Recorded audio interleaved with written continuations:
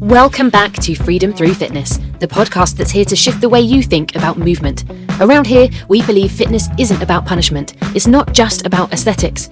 It's about what feeling fit lets you do, not just physically, but mentally, emotionally, and even socially. From running around with your kids without gasping for breath, to feeling confident enough to step into any room and back yourself, to rebuilding trust in your body after years of frustration or injury. This is your place to explore what it really means to reclaim your strength, your confidence, and your freedom through fitness. I'm your host, Meg Batchelor, founder of Focused Personal Training, a Southampton-based coaching business helping real people create lasting change. You'll hear stories, strategies, and conversations with people who've done just that, and how you can too. If something here sparks an idea, gives you clarity, or makes you curious, we'd love to hear it. Visit us at freedompod.focusedpt.co.uk, share what's resonated, or ask for support if you're ready to take action. In this episode, we're joined by Chris Spicer, a national level weightlifter, coach at CrossFit Wessex, and full-time chef in the Royal Air Force. But beyond the titles, Chris is also a devoted father of 3 and someone who spent years exploring what fitness really means in the context of real life, not just competition. We talk about everything from training through grief, to navigating nutrition with young kids, to finding the sweet spot between discipline and flexibility, both in the kitchen and in the gym. Chris opens up about the mindset shifts that have carried him from RAF deployments to national weightlifting platforms, and now into coaching others, including why moving well should matter more than lifting heavy, and why fitness is ultimately about freedom and not pressure. Whether you're a parent trying to stay active, a coach supporting others, or someone wondering if it's too late to start, this conversation is full of insight, humility, and lived experience that proves you're never too busy or too far behind to build a life of strength and energy. So let's get into it. I don't like that pressure on my clients. I would like to say, this is the rough guide. We can test and adjust as and when, but you don't want that pressure of saying, right, I'm going to start weighing my food out, because that's not normal. So today I have the pleasure of meeting Chris Spicer, who has competed as a weightlifter at national level. You're part of the RAF, you've got 3 children, you're now a coach at CrossFit Wessex. There's a lot going on. What I'd really love to do, and I know that the listeners of the podcast would find really useful, is just to hear your story. So Chris, thank you so much for joining me today. And where did it all begin for you? Thanks for having me, first of all. So it started really when I was young. I got into a lot of sports, and I've always bounced from sport to sport and kind of got bored. I'd go to an okay level and then I get bored, try something new. And similar kind of thing happened when I joined the RAF. And I did boxing for maybe 5 years for the RAF, did a bit of swimming, a few other sports, some winter sports, and then I found CrossFit. And because it's so varied, I got kind of hooked on that because you've got so much to learn, and I think I quite like a challenge. And then with that, there came a lot of challenges, because you've got your Olympic lifting, you've got your functional part, you've got your metabolic conditioning, cardiovascular, and gymnastics, all in potentially one workout sometimes. Mm-hmm. So there was a lot to learn. So it was very humbling at the start. Still is now. Yeah. So yeah, I think that's where it came from. It's really interesting that you say that, because I spoke to Kelly Friel in the first series of the podcast, and she almost has a similar entry in terms of, I did a little bit of this and a little bit of that, and then, I felt like running a marathon, so I ran a marathon. I was keen in the gym, so I did the gym. And then CrossFit almost kind of attracts the person who loves a little bit of everything and loves that challenge of having to learn lots of things. Do you think that's something that drives you, the idea of challenge? Yeah, definitely. Because you look and you think, well, I'd love to be able to walk in my hands. I've never learned gymnastics as a kid, really. Yeah. So I'd like to do that. Or I'd like to be able to do a snatch in weightlifting, because it's a technical movement. So you've got all these challenges, and it's just doing it the right way, which I can coach that now, but obviously back then. And this is why sometimes CrossFit can get a bad name for itself, or functional fitness, because it is so technical. And if you don't move correctly, it is detrimental. But if you move correctly and you can put that ego to one side and move well, then it's so good for you, for your future and just day-to-day life. So. And I just want to rewind back a little bit, because obviously you've spoken about doing lots of different sports as a child. Where did the RAF come into that? So what's your role in the RAF now, and where did that begin? So I actually did join tried to join the RAF to become a PTI, but they didn't have any availability at the time. It was like 3 years waiting list. Oh, wow. So I enjoyed cooking. So I joined as a chef. Yeah. And I quite enjoyed it because it's quite varied. So I've done more fine dining stuff. I've done overseas all over the world, like, set up a tent in the middle of the desert and cook for thousands. So kind of got a good experience and got to travel about a bit. And I've always wanted to travel. Again, new challenge, meet new people, try new things. And then I managed to do all my fitness stuff throughout my career. So although chef by trade, still am chef by trade now. I've obviously gone up through the ranks, and I work more in managerial stuff now. So I'm not actually on the shop floor cooking, but I still enjoy cooking at home. But with that challenge, with my career, I could do my fitness along the way. So I did my qualifications in strength and conditioning, CrossFit, weightlifting, etc. But that was predominantly initially just to get better myself so I could learn and understand. And then that's when I started coaching and found a love for that because I could see other people develop, and I loved seeing other people grow from what I'd learned. So it was pretty cool. Do you see that natural transition, sort of complementary side of having a background in working as a chef and the nutritional support that your clients need now? 100%. So as many people know, nutrition is more important than what you're doing in the gym sometimes, because if you don't fuel your body correctly, you're not going to perform, you're not going to recover, you're not going to, if your goals are to get stronger, you're not going to get stronger. It doesn't matter what you're doing in the gym if your nutrition's not correct, which affects everything, your mental state, everything. So as a chef, I'm lucky because I don't just do boiled rice and boiled chicken, Rice cake. I can go fish and a rice cake. Yeah, I remember that. Mr. Cumbria. So yeah, it helps me massively, and obviously it helps other people as well because I can guide them a bit better to make things taste nice, but still be able to hit those kind of macros that they need for the training. And I mean, we talk quite a lot about the benefits of batch cooking to our clients, just reduce that mental load going forwards. Yeah. I mean, cooking for 1,000 people seems like the ultimate in batch cooking. What kinds of foods were you making when you were working at that volume?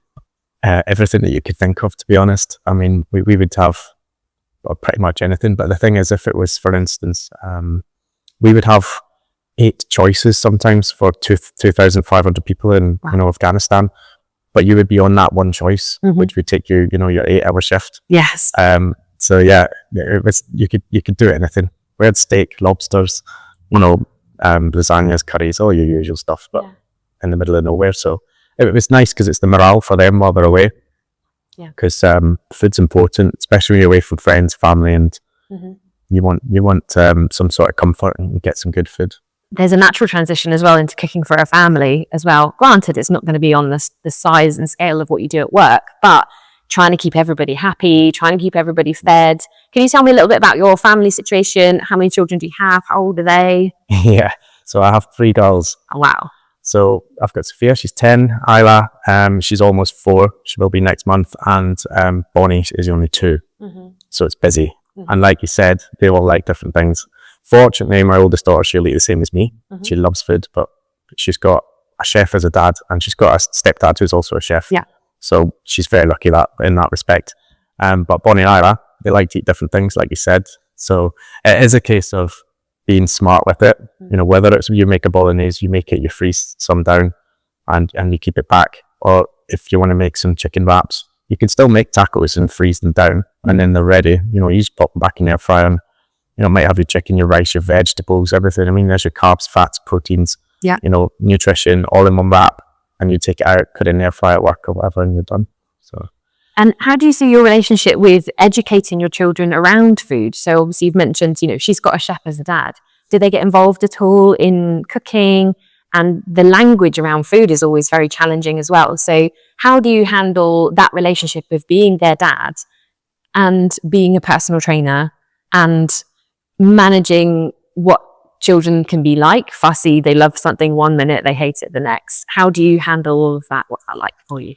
It's challenging, like it is for anybody, but I try and lead by example as well. So, I'll keep myself hydrated. I'll make sure that they've always got water on them. Always remind them to drink water, especially this time of year. It's just it's been scorching recently. And they're pretty good at eating, but I mean, again, I always introduce new food. so they can try it, whether it's cooked or not cooked. I mean, a butternut squash, if you just boil it, they might not like it, but if you puree it with a little bit of butter and a bit of salt and pepper, they'll probably eat it. So it's just trying new things. And I think a lot of people are very busy, so they don't try new things, but it doesn't mean trying new things every day. Just try something new every week. And if they like it, then introduce it, and then it's not going to go to waste. So I guess it's just playing about with it, isn't it? And trying to do it on a budget. Is day-to-day life starting to feel harder than it should?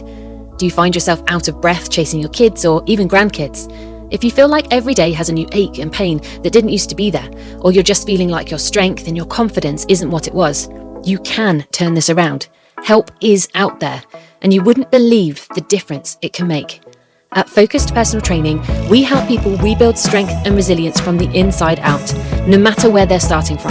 It's not about smashing yourself in the gym, it's about reclaiming the energy, mobility, and self-belief to live the life you want. If you're ready to take the first step, reach out to us at freedompod.focusedpt.co.uk. Your freedom starts with that first conversation. Yeah, I think that's really valuable, that concept of trying something new doesn't mean trying something new every day, because it's very easy to go into overwhelm as a parent, isn't it? And kind of think, I must be doing 100 different things. And yet actually, if we perhaps give ourselves a little bit of a break and just said, I'm just going to try and do that one thing a bit different this week, then, they can transition a little bit better with it as well, can't they? Because it doesn't feel like lots of change for them either, and lots of pressure.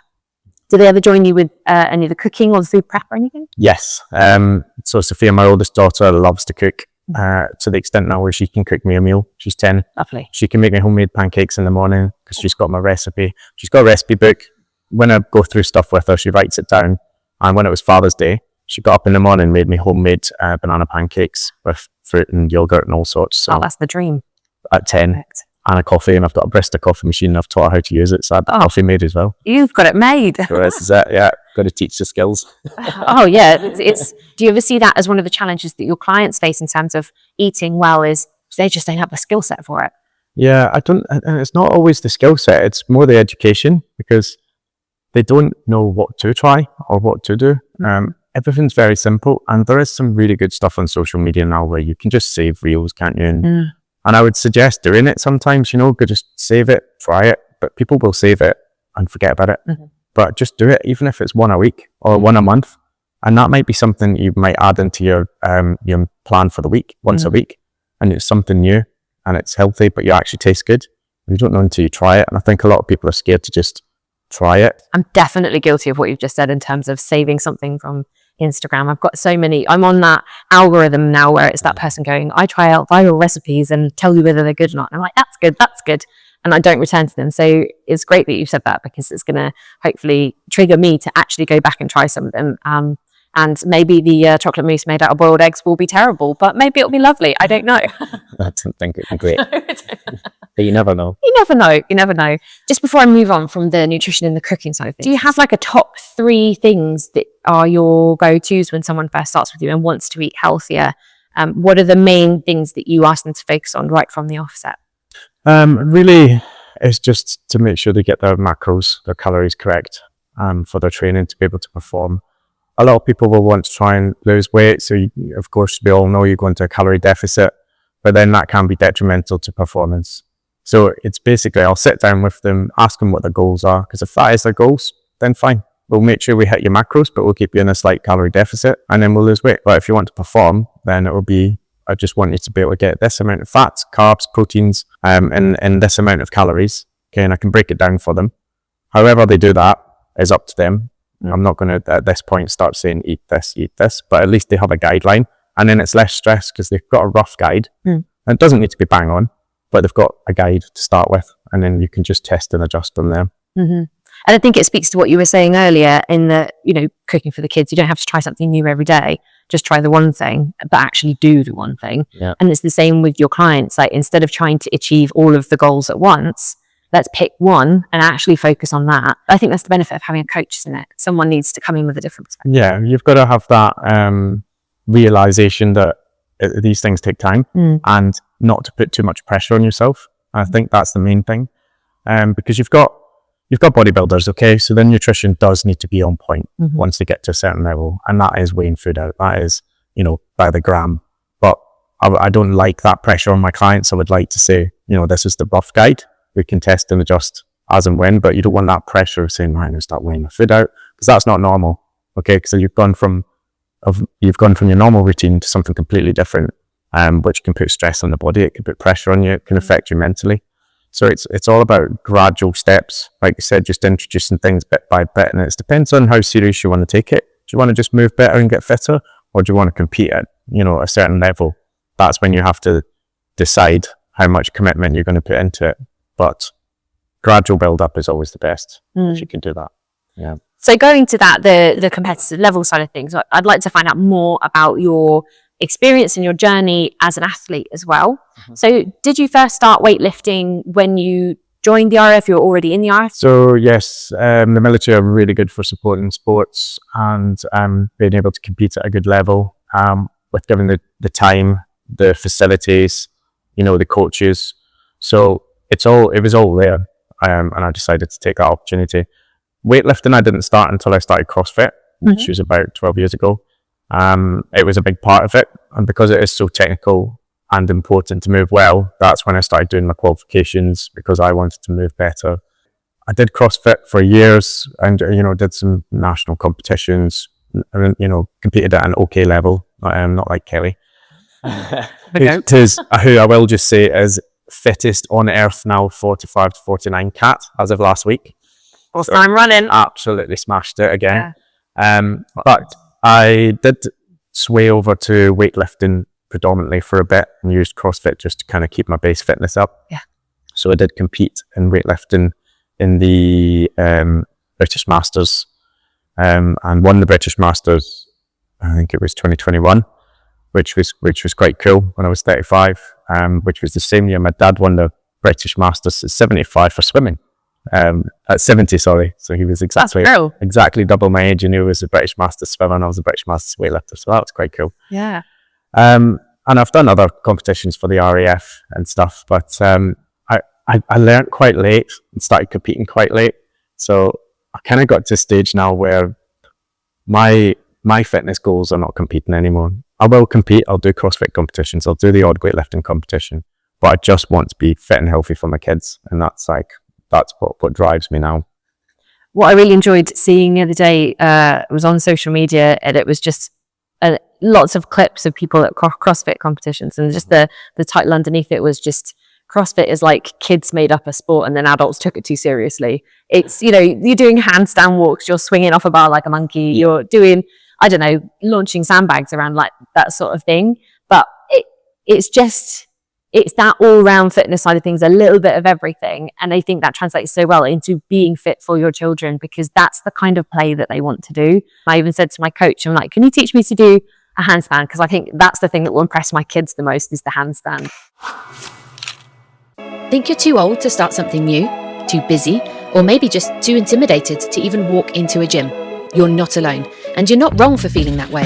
But the truth is, you can build strength and confidence without flipping your life upside down, even if you've never been a gym person. At Focused Personal Training, we'll meet you where you're at. Real life solutions, real people, personalised support, and no egos. Let's start a conversation about what's actually possible for you. Head to freedompod.focusedpt.co.uk and let us know what's holding you back. We're here to guide you to the solution and the sense of freedom through your own fitness.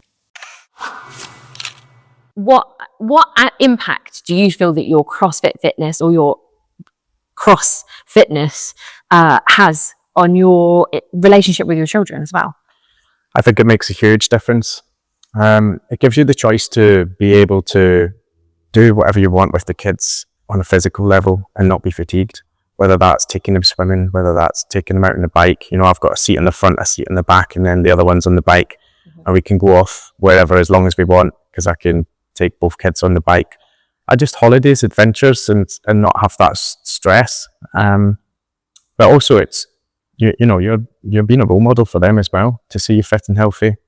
And like said, functional fitness like CrossFit, if done correctly, it's the longevity on your body for being able to stay mobile, explosive, strong, and just being able to train for performance rather than train for looks, which is the problem with the youth, and it was with me as well when I was younger.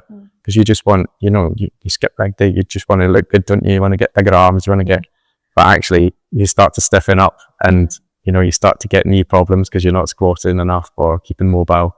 And these are the things you learn across the length of your life. And it gets to the point where you realize what's important, and that's being able to just being able to move well, so that it transfers into day-to-day life and your own health. Yeah, definitely. How would you say your experience as an athlete has impacted your life in terms of your life experience and the things that you went and did?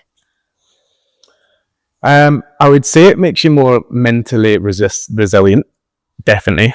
I've had times in my life where I've struggled, and fitness has helped me through that, because it helps me reduce that stress. If I finish a workout, I've got peace in my mind for a couple of hours, and it just helps manage everything. I think competing as well, again, it just builds up that resilience that pushes into other day life, whether that's your work, because you become more driven in work potentially, because you're challenging yourself, you're pushing the boundaries, and you're just developing yourself. Its own personal growth. It doesn't matter if it's a sport or whatever it is, if it's walking up a mountain, whatever it could be.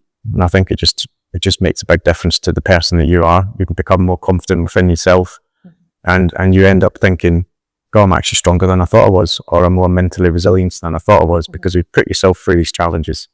Like last year for men's mental health, I assault biked from Land's End to Johnny Groats. It was over a month, but it was about 20 miles a day. Wow. With no days off. And if I had a day off, then I had to double it. And I've got the 3 kids as well. But it's the first week was fine. I thought, this is all right. But actually, when you got to the end of the month, and then after you reflect back and you're going, God, I did that. I had to put back other training, but it was just another challenge. Like anything, if you decide to do a 5K run, or whether it's an Ironman, doesn't really make a difference. The distance, it's just what challenge you've put on yourself. How do you see the work that you do with your clients impact their lives and what they can do with their lives? So it varies. It varies on what their goals are. Now, I've had clients that have come in that haven't done much fitness.